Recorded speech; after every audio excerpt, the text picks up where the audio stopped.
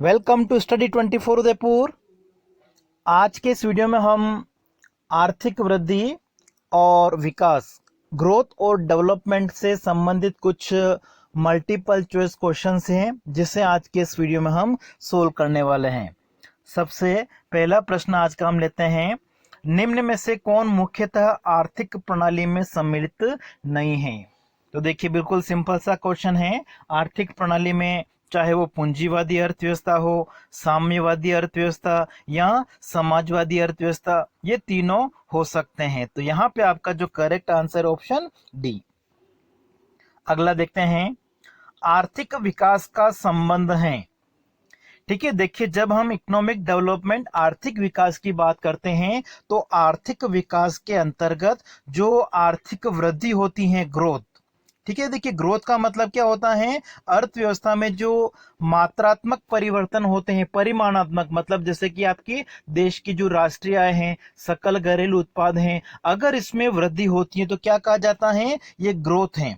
ठीक है, आर्थिक वृद्धि है। लेकिन जब हम आर्थिक विकास की बात करते हैं तो आर्थिक विकास में ये जो आर्थिक वृद्धि है, ग्रोथ है, राष्ट्रीय आय, सकल घरेलू उत्पाद में वृद्धि, इसके साथ साथ जो गुणात्मक परिवर्तन होते हैं, क्वालिटेटिव जो चेंजेस होते हैं, जैसे लोगों की शिक्षा का स्तर हो गया, स्वास्थ्य का स्तर हो गया, लोगों का जीवन स्तर हो गया, तो इनको भी हम क्या करते हैं, आर्थिक विकास में सम्मिलित करते हैं। तो यहाँ पे अगर हम देखें तो करेक्ट आंसर आपका हो जाएगा ऑप्शन बी। आर्थिक वृद्धि के साथ अर्थव्यवस्था में उत्पादन का जो वितरण है, अर्थव्यवस्था की जो आर्थिक संरचना है, उसमें भी परिवर्तन को सम्मिलित किया जाएगा। नेक्स्ट, ओपेक हैं। ठीक है, बिल्कुल सिंपल सा ये भी। ओपेक एक तरह से क्या है, जो तेल निर्यातक देश हैं उनका एक संगठन है। Correct answer option A. अगला है पीपीपी, क्या है। ठीक है, पीपीपी का मतलब क्या होता है, ये विनिमय दर निर्धारण का जो क्रय शक्ति समता नियम है, परचेजिंग पावर पेरिटी, जो क्या बताती हैं कि दो देशों के बीच में अगर व्यापार होता है तो विनिमय दर का जो निर्धारण है वो किस आधार पर होता है, जहां पे उन देशों में उस करेंसी की जो परचेजिंग पावर है, क्रय शक्ति है, वो समान हो जाए। दो देशों के बीच में अगर विनिमय है तो विनिमय दर का जो निर्धारण है वो उनकी क्रय शक्ति के आधार पर होगा, जिसको हम क्या कहते हैं, परचेजिंग पावर पेरिटी, क्रय शक्ति समता नियम कहते हैं। तो यहाँ पे करेक्ट आंसर ऑप्शन ए। अगला देखिए, जीवन की भौतिक गुणवत्ता सूचकांक में 3 आयाम होते हैं, वे हैं physical quality of life index PQLI। PQLI के 3 इंडिकेटर कौन कौन से हैं वो हमको बताने हैं। PQLI के बारे में पूरा अलग से हमने एक वीडियो बना रखा है, वो आप जाके भी देख सकते हैं। तो यहाँ पर अगर हम देखें तो हमारा जो करेक्ट आंसर है वो होना चाहिए ऑप्शन ए। जो PQLI है उसमें शिशु मृत्यु दर, जीवन प्रत्याशा और साक्षरता दर, लिटरेसी रेट, लाइफ एक्सपेक्टेंसी और इन्फेंट मोर्टेलिटी, ये तीनों डायमेंशन लिए गए हैं, तीनों इंडिकेटर इसके हैं। नेक्स्ट देखिए, इन्फेंट मोर्टेलिटी, शिशु मृत्यु दर क्या होती है। तो शिशु मृत्यु दर के बारे में अगर हम देखें तो यहाँ पे जो हमारा करेक्ट आंसर हो जाएगा वो होगा ऑप्शन ए। ठीक है, प्रति 1000 जो बच्चों का जन्म होता है उनमें मरने वालों की संख्या, मतलब उनका जो फर्स्ट बर्थडे आता है, फर्स्ट बर्थडे से पहले मरने वालों की संख्या, या हम कह सकते हैं 1 वर्ष की आयु से पहले मरने वाले बच्चों की संख्या। ठीक है, वार्षिक आधार पर हम देख रहे हैं और प्रति 1000 जन्म के आधार पर इसको मापा जाता है। तो करेक्ट आंसर आपका हो जाएगा ऑप्शन ए। अगला देखिए, मानव विकास सूचकांक के आयाम के बारे में है। तो मानव विकास सूचकांक के बारे में अगर हम देखें तो इसमें कौन कौन से आयाम लिए जाते हैं। एक तो शिक्षा लिया जाता है, एक इनकम ली जाती है, या जिसको हम लिविंग स्टैंडर्ड कह सकते हैं, एजुकेशन, और एक आपका हो जाएगा लाइफ एक्सपेक्टेंसी। ठीक है, या इसकी जगह कभी कभी दीर्घायु जो लॉन्गेविटी है ये शब्द भी यूज किया जाता है। तो यहाँ पे करेक्ट आंसर आपका हो जाएगा ऑप्शन बी, जो HDI है, ह्यूमन डेवलपमेंट इंडेक्स में दीर्घायु, शिक्षा और जीवन स्तर इसको लिया जाता है। अगला देखिए, आधारभूत आवश्यकताओं की जब बात की जाती है, ठीक है, आधारभूत आवश्यकताओं में क्या सम्मिलित होता है? भोजन, कपड़ा और मकान। करेक्ट आंसर हो जाएगा ऑप्शन ए। अगला देखिए, आसियान, ASEAN, ठीक है, ये क्या एक तरह से जो दक्षिण एशियाई राष्ट्र हैं उनका एक संगठन है। ठीक है, association of south east Asian Nations. Correct answer इसमें ऑप्शन बी। अगला देखिए, आर्थिक विकास के साथ आय की असमानता की प्रवृत्ति किस वक्र की तरह होती है? ठीक है, देखिए कुजनेट्स वक्र के बारे में आपने पढ़ा होगा कि जैसे जैसे अर्थव्यवस्था का आर्थिक विकास होता है तो आर्थिक विकास के साथ साथ में क्या होता है, पहले प्रारंभ में तो क्या होता है, जो असमानता है वो बढ़ती है, लेकिन उसके बाद में क्या हो जाती है, कम हो जाती हैं। तो जो वक्र बनता है वो किस प्रकार के बनता है? उल्टे यू आकार का हम कह सकते हैं, ऑप्शन बी।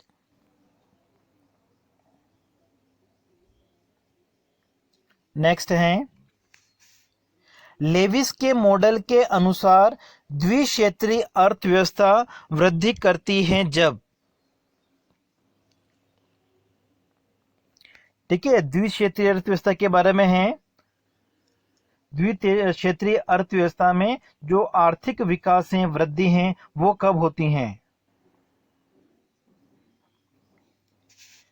तो इसका जो करेक्ट आंसर है वो हो जाना चाहिए ऑप्शन ए। ठीक है, परंपरागत क्षेत्र जो होता है उसकी तुलना में आधुनिक क्षेत्र का जो योगदान होता है अगर वो बढ़ता है जीडीपी में, जो परंपरागत क्षेत्र है कृषि की तुलना में औद्योगिक क्षेत्र का जो अंशदान है, शेयर है, अगर वो बढ़ता है तो क्या माना जाता है कि अर्थव्यवस्था का एक तरह से क्या कर रहे हैं, वृद्धि कर रही हैं। तो करेक्ट आंसर यहाँ पे ऑप्शन ए। अगला देखिए, द्विक्षेत्रीय अर्थव्यवस्था में देश होते हैं, ठीक है, द्विक्षेत्रीय अर्थव्यवस्था की जब बात की जाए तो उसमें क्या होता है, जो परंपरागत कृषि क्षेत्र है उसके साथ साथ में जो आधुनिक विनिर्माण क्षेत्र होता है उसकी उपस्थिति होती है, ऑप्शन बी। अगला देखिए, निर्धनता का दुष्चक्र विशियस साइकिल थ्योरी जो है वो एक तरह से क्या बताती हैं? ठीक है, तो जो निर्धनता का दुष्चक्र है वो क्या बताता है, प्रति व्यक्ति आय का जो निम्न स्तर है उससे एक तरह से क्या होता है, बचत का जो स्तर है वो निम्न होगा। ठीक है, यहाँ पे थोड़ा आप करेक्शन कर लेना, बचत का निम्न स्तर होता है और इससे क्या होगा, आय का जो स्तर है वो भी क्या होगा, निम्न होगा। नेक्स्ट देखिए, हेरोडोमर के वृद्धि मॉडल के अनुसार वृद्धि होती है,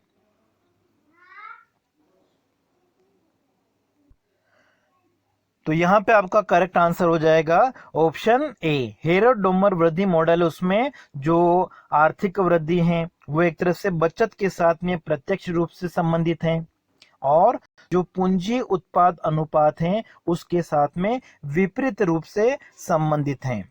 अगला है, निम्न में से कौन प्रतिष्ठित अर्थशास्त्री नहीं है? एडम स्मिथ, माल्थस और मिल, ये तीनों एक तरह से प्रतिष्ठित अर्थशास्त्रियों की श्रेणी में आता है, प्रोफेसर किन्स को हम इस श्रेणी में नहीं लेते हैं।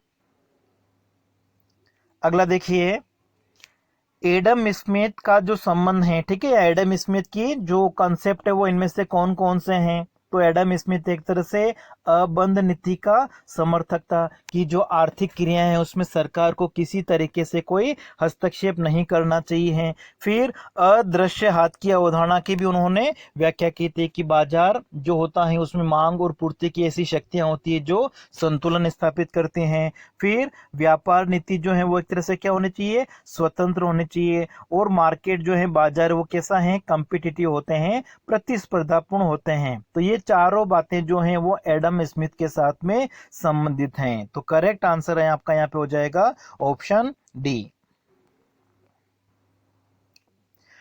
नेक्स्ट देखिए, रोस्टो के अनुसार आर्थिक वृद्धि की अवस्थाएं हैं। रोस्टो ने अपना जो सिद्धांत दिया था या आर्थिक वृद्धि की, उन्होंने 5 अवस्थाओं की व्याख्या की थी। उन्होंने क्या बताया कि कोई भी देश अगर विकास करता है तो सबसे पहले उस देश वो जो होता है वो परंपरागत समाज की अवस्था में होता है। उसके बाद में वो उत्कर्ष की जो अवस्था होती है उसकी पूर्व अवस्था में पहुंचता है। उसके बाद में वो उत्कर्ष अवस्था में पहुंचता है। फिर वो परिपक्वता की ओर अग्रसर वाली अवस्था होती है उसमें एंटर करता है। और सबसे अंतिम अवस्था जो होती है वो कौन सी होती है, उच्च स्तरीय उपभोग की अवस्था होती है। तो correct answer option B. Next देखिए, पूंजीवाद एवं समाजवाद में मुख्य अंतर होता है। ठीक है, देखिए पूंजीवादी अर्थव्यवस्था में क्या होता है, जो भी उत्पादक होते हैं वो आर्थिक निर्णय बाजार की जो शक्तियां होती हैं, मांग और पूर्ति, उसके आधार पर लेते हैं। मतलब उनके जो आर्थिक निर्णय है वो बाजार के द्वारा, मतलब बाजार में किन वस्तुओं की मांग ज्यादा है, किन का उत्पादन करने से ज्यादा लाभ होगा, उनके ऊपर निर्भर करता है। जबकि जो समाजवादी अर्थव्यवस्था होती है उसमें जो केंद्र सरकार होती है एक केंद्रीय योजनाओं के माध्यम से आर्थिक विकास को बढ़ावा देती हैं। तो ऑप्शन यहाँ पे आपका बी। अगला देखिए 19वां, एडम स्मिथ की अदृश्य हाथ का अंतिम प्रभाव यह होता है कि प्रतिस्पर्धी अर्थव्यवस्था में प्रत्येक व्यक्ति क्या करता है, स्वतंत्र बाजार में अपने लाभ को बढ़ाने का कार्य करता है। ठीक है, तो ऑप्शन यहाँ पे हो जाएगा ऑप्शन बी आपका। अगला देखिए, सेन का कल्याणकारी सिद्धांत संबंधित हैं। अमर्त्य सेन का जो वेलफेयर इकोनॉमिक्स है वो किसके साथ में यहाँ पे संबंधित हैं? तो ये हो जाएगा आपका करेक्ट आंसर होना चाहिए इसमें ऑप्शन बी। इंडिविजुअल्स कैपेबिलिटीज जो होती हैं, व्यक्तिगत सामर्थ्यता से हम कह सकते हैं। फिर ये जो क्वेश्चन है आपका 21, इसका आंसर आपको कमेंट बॉक्स में देना है। क्या क्वेश्चन है, आय की असमानता को प्रदर्शित किया जाता है, किस वक्र के द्वारा आय की असमानता को प्रदर्शित किया जाता है? सीमांत असमानता वक्र से, उत्पादन संभावना वक्र से, या फिर सेन वक्र से, या फिर लोरेंज वक्र के माध्यम से? आय की असमानता को प्रदर्शित करने के लिए किस वक्र का प्रयोग करते हैं? इस क्वेश्चन का जो आंसर है वो आपको कमेंट बॉक्स में देना है।